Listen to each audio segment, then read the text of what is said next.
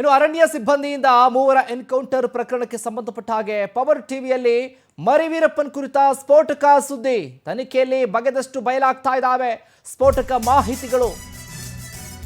ಮೂವರ ಎನ್ಕೌಂಟರ್ ಪ್ರಕರಣ ಅರಣ್ಯ ಸಿಬ್ಬಂದಿಗಳಿಂದ ಈಗ ಪವರ್ ಟಿವಿಯಲ್ಲಿ ಮರಿವೀರಪ್ಪನ್ ಕುರಿತ ಸ್ಫೋಟಕ ಸ್ಟೋರಿ. ಗೋವಿಂದ ಅಲಿಯಾಸ್ ಮರಿವೀರಪ್ಪನ್ ಮೇಲಿದೆ ಬರೋಬ್ಬರಿ 9 ಪ್ರಕರಣಗಳು. ಮರಿವೀರಪ್ಪನ್ ವಿರುದ್ಧ ಎ ಶ್ರೇಣಿಯ ರೌಡಿ ಪಟ್ಟಿ ಸಾಧ್ಯತೆ ಇದೆ. ಕೋರ್ಟ್ ಅನುಮತಿ ಕೋರಿರುವ ರಾಮಾಪುರ ಪೊಲೀಸ್ನವರು ಅರಣ್ಯ ಸಿಬ್ಬಂದಿಯಿಂದ ಮೂವರ ಎನ್ಕೌಂಟರ್ ಪ್ರಕರಣ ವಿಚಾರಕ್ಕೆ ಸಂಬಂಧಪಟ್ಟ ಹಾಗೆ ಪವರ್ ಟಿವಿಯಲ್ಲಿ ಮರಿವೀರಪ್ಪನ್ ಕುರಿತ ಸ್ಫೋಟಕ ಸುದ್ದಿ. ತನಿಖೆಯಲ್ಲಿ ಬಗೆದಷ್ಟು ಬಯಲಾಗ್ತಿದ್ದಾವೆ ಸ್ಫೋಟಕ ವಿಚಾರಗಳು. ಗೋವಿಂದ ಅಲಿಯಾಸ್ ಮರಿವೀರಪ್ಪನ್ ಮೇಲಿದೆ ಬರೋಬ್ಬರಿ 9 ಕೇಸ್ಗಳು. ಎ ಶ್ರೇಣಿಯ ರೌಡಿ ಪಟ್ಟಿ ಸಾಧ್ಯತೆ.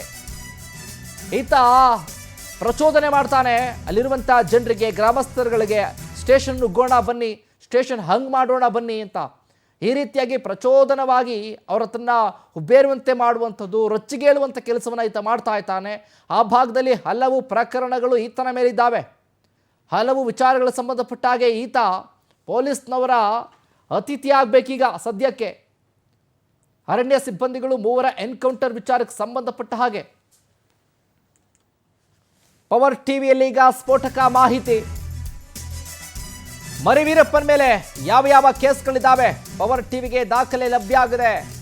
ಮರಿವೀರಪ್ಪನ್ಗೆ ಬರೋಬ್ಬರಿ 30ಕ್ಕೂ ಹೆಚ್ಚು ಕ್ರಿಮಿನಲ್ಸ್ ಸಾಥ್.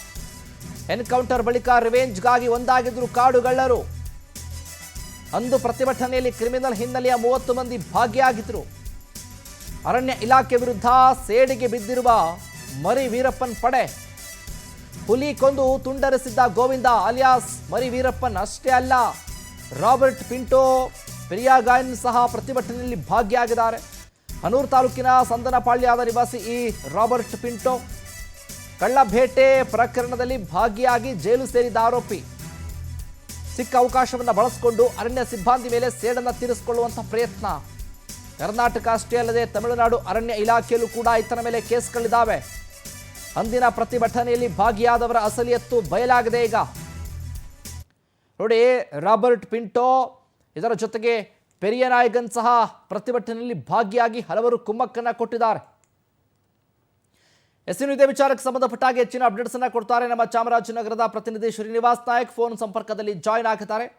ಶ್ರೀನಿವಾಸ್, ಗಮನಿಸ್ತಾ ಇದ್ದೀವಿ ಈ ಗೋವಿಂದ ಅಲಿಯಾಸ್ ಮರಿವೀರಪ್ಪನ್ ಅಂತಾನೆ ಕುಖ್ಯಾತಿಯನ್ನು ಪಡ್ಕೊಂಡಿದ್ದಾನಲ್ಲ, ಈತನ ಹಿನ್ನೆಲೆ ಭಾರಿ ಖರಾಬ್ ಆಗಿದೆ. ಈತನ ವಿರುದ್ಧ ಹಲವು ಪ್ರಕರಣಗಳು ಕೂಡ ದಾಖಲಾಗಿವೆ. ಈ ವಿಚಾರಕ್ಕೆ ಸಂಬಂಧಪಟ್ಟಾಗೆ ಮತ್ತಷ್ಟು ಅಪ್ಡೇಟ್ಸ್ ಕೊಡೋದಾದ್ರೆ.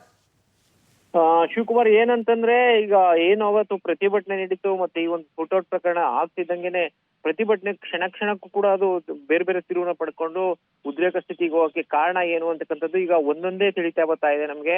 ಬಗದಷ್ಟು ಆಳ ಅನ್ನೋ ತರ ಈ ಪೊಲೀಸ್ ತನಿಖೆ ಮೂಲಕ ಒಂದೊಂದು ಕೂಡ ಈಚೆ ಬರ್ತಾ ಇದೆ. ಏನೀಗ ಮರಿವೀರಪ್ಪನ್ ಅಂತಾನೆ ಆ ಭಾಗದಲ್ಲಿ ಹೆಸರು ಪಡ್ಕೊಂಡಿದ್ದಂತಹ ಗೋವಿಂದ ಅದರಲ್ಲಿ ಭಾಗವಹಿಸಿ ಅವನೇ ಸ್ವತಃ ವಿಡಿಯೋದಲ್ಲಿ ಹೇಳ್ತಾ ಇದ್ದ, ಅವನು ಅಂತ ಒಂದು ವಿಡಿಯೋ ಸಿಕ್ತು, ಅವನು ಭಾಗವಹಿಸಿದ್ ಸಿಕ್ತು. ಅದಾದ ನಂತರ ಈಗ ಏನು ಪಿಂಟು ಅಂತಕ್ಕಂಥವನು ಇನ್ನೊಬ್ಬ ಕ್ರಿಮಿನಲ್ ಹಿನ್ನೆಲೆ ತಗೊಂಡು ಅವನು ಕೂಡ ಅಲ್ಲೇ ಇದ್ದ, ಭಾಗವಹಿಸಿದ್ದ. ಈ ತರದವ್ರೆ 30ಕ್ಕೂ ಹೆಚ್ಚು ಜನ ಅಲ್ಲಿ ಭಾಗವಹಿಸಿದ್ದಾರೆ ಈ ಪ್ರತಿಭಟನೆಯಲ್ಲಿ ಅಂತಕ್ಕಂಥದ್ದು. ಯಾಕೆಂದ್ರೆ ಆ ಪ್ರತಿಭಟನೆ ಯಾರೇ ಮನೆ ಹೊಲ್ಸಕ್ ಹೋದ್ರು ಕೂಡ ಅದು ಹೊಸ ತಿರುವು ಪಡ್ಕೊತಾ ಇತ್ತು. ಈ ತರ ಕ್ರಿಮಿನಲ್ಗಳಿದ್ದರಿಂದ ಮತ್ತೆ ಎಲ್ಲ ಕಚೇರಿಗಳಿಗೆ ನುಗ್ಗುವಂತದ್ದಾಗಿರ್ಬೋದು, ಕಚೇರಿಗಳನ್ನ ಧ್ವಂಸ ಮಾಡುವಂತದ್ದಾಗಿರ್ಬೋದು, ಮತ್ತೆ ಅಲ್ಲಿ ಸ್ಫೋಟಕಗಳು, ಅದು ಇನ್ನೂ ಆಘಾತಕಾರಿ ವಿಚಾರ. ಏನೋ ಜಿಲೆಟಿನ್ ಬಾಂಬ್ಗಳಿಟ್ಟು ಸ್ಫೋಟ ಮಾಡಿದ್ರು. ಇದೆಲ್ಲ ನೋಡಿದ್ರೆ ಹೇಗಾಗ್ತಿದೆ ಇದು ಅಂತ ಅನ್ನೋದು ಒಂದು ಎಲ್ರಿಗೂ ಅನುಮಾನ ಇತ್ತು. ಸೊ ಈ ಲೆಕ್ಕ ಹಾಕಕ್ ನೋಡಿದ್ರೆ 30ಕ್ಕೂ ಹೆಚ್ಚು ಜನ ಕ್ರಿಮಿನಲ್ಗಳು ಇದ್ರಲ್ಲಿ ಭಾಗವಹಿಸಿದ್ರು ಅಂತಕ್ಕಂಥದ್ದು ಆ ವಿಡಿಯೋಗಳು ಸಿಕ್ಕಿರ್ತಕ್ಕಂಥದ್ದು ಪೊಲೀಸ್ ಇಲಾಖೆಗೆ. ಈಗ ಪೊಲೀಸ್ ಇಲಾಖೆ ಅದನ್ನ ಚುರುಕುಗೊಳಿಸಿದ್ದಾರೆ. ಅಷ್ಟೇ ಅಲ್ಲದೆ ಇವರೆಲ್ಲ ಬಹಳ ಕ್ರಿಮಿನಲ್ ಹಿನ್ನೆಲೆ ಉಳ್ಳಂತವ್ರು. ಏನು ಚಾಮರಾಜನಗರ ಜಿಲ್ಲೆ ಇರ್ಬೋದು ಅಥವಾ ಕರ್ನಾಟಕ ರಾಜ್ಯದ ಕೇಸ್ ಅಷ್ಟೇನೆ ಅಲ್ಲದೆ ತಮಿಳುನಾಡು ಕೇಸ್ಗಳಲ್ಲಿ ಭಾಗಿಯಾಗಿರ್ತಕ್ಕಂಥವ್ರು ಇವರೆಲ್ಲ. ಇಂಥವ್ರನ್ನ ಈಗ 30ಕ್ಕೂ ಹೆಚ್ಚು ಜನವನ್ನ ಪಟ್ಟಿ ಮಾಡಿದ್ದಾರೆ ಅಂತಕ್ಕಂಥದ್ದು. ಇದು ನಿಜಕ್ಕೂ ಕೂಡ ದುರಂತ ಅಂತ ಹೇಳ್ಬೋದಾಗಿದೆ. ಯಾಕೆಂದ್ರೆ ಇಂಥ ಒಂದು ಸನ್ನಿವೇಶವನ್ನೇ ಅವರು ಅದನ್ನ ಅವಕಾಶವಾಗಿ ತಗೊಂಡು ಎಲ್ಲಾ ರೀತಿಯ ಏನೇನು ಮಾಡಬಹುದು ಅಷ್ಟು ಕೆಡುಕುಗಳನ್ನ ಮಾಡುವಂತ ಕೆಲಸವನ್ನ ಅವ್ರು ಮಾಡಿದ್ದಾರೆ. ಶಿವಕುಮಾರ್, ಥ್ಯಾಂಕ್ ಯು ಶ್ರೀನಿವಾಸ್, ನಿಮ್ಮೆಲ್ಲ ಡೀಟೇಲ್ಸ್ಗಾಗಿ.